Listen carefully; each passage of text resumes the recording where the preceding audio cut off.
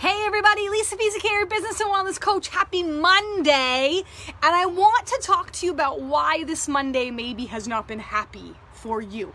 Why maybe you don't embrace Monday with excitement, with joy, with happiness, with everything that you should. That attitude of gratitude and abundance. Why maybe, hey Jess Chambers, why maybe that's not happening for you? Well, I want to talk to you about your path of purpose. And Brenda Bouchard, who's a mentor of mine, all of last year, some of this year, he talked about how people on a path of purpose, they don't have time for drama. They don't have time for conflict. How drama and conflict and other people and situations that pull you off that path of purpose, that you've got to be able to see them and you've got to be able to deflect them. And if you're unhappy, or you're overwhelmed, or you're stressed, or you're anxious, it may be because you're doing things that aren't in alignment with what you want. Maybe the fitness or nutrition plan that you picked, you're not having fun with it. You feel like it's too restrictive. You feel like there's no wiggle room with it and you won't be able to keep it up long term. You're stressed about fitting the workouts in if they're an hour long. The thing that's supposed to be relieving the stress in your life maybe is causing the stress for you. And that's not the way that it should be. So number one, you have to know what your path of purpose is. What's your path of purpose in business? What's your path of purpose in life or your relationship or parenting or whatever it is that you're trying to change this month? First, you got to know what you're trying to change.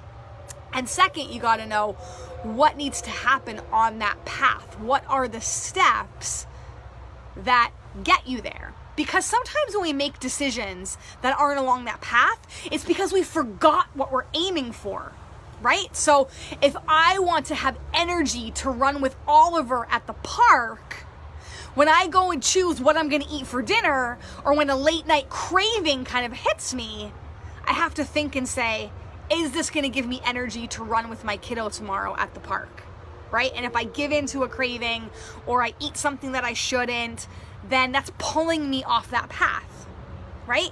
If I make the choice to hop on a training because I know that that's going to serve me, it's going to serve me in my time, it's going to serve me in my business, it's going to serve me in my life, then I know that's getting me one step closer to my path. And maybe that means that Eric has to do bedtime, or I have to, switch around my schedule, or whatever it is that I have to do. I know that that's getting me one step closer to my path. So I make arrangements around it so it can happen. So I ask you, what's your path of purpose? I ask you, what are the steps or the habits or the things that need to happen to get you on that path? And secondly, what are the questions you're going to ask yourself to stay on that path? One that I always ask myself is this helping me or harming me? Is this taking me one step closer to my goal, or is it pulling me one step closer away from my goal?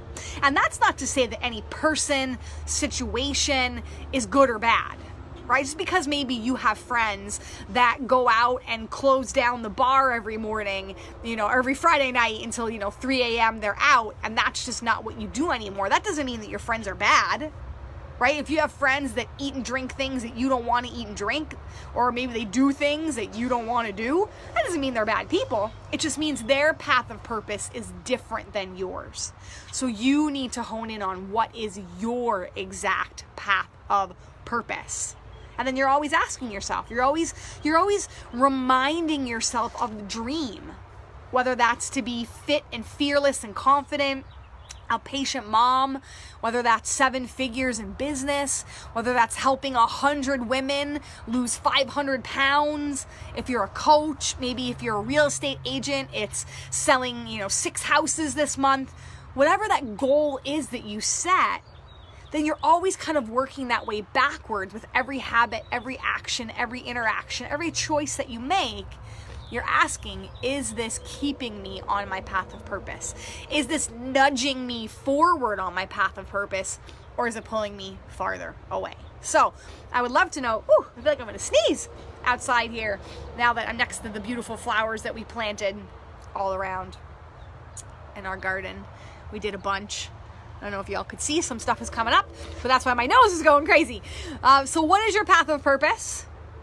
What habits have you been doing that are nudging you closer on that path? What habits have been pulling you off that path or making you detour that you've got to start saying no to, or you've got to move your way around? Again, with no judgment, good, bad, here nor there. That's what I want to know this week. That's what I want to help you with this week. Post below, and I would love to know what your path of purpose is, your good habits, and the habits you're going to have to start saying no to. I'm here to help, so let me know. Post below.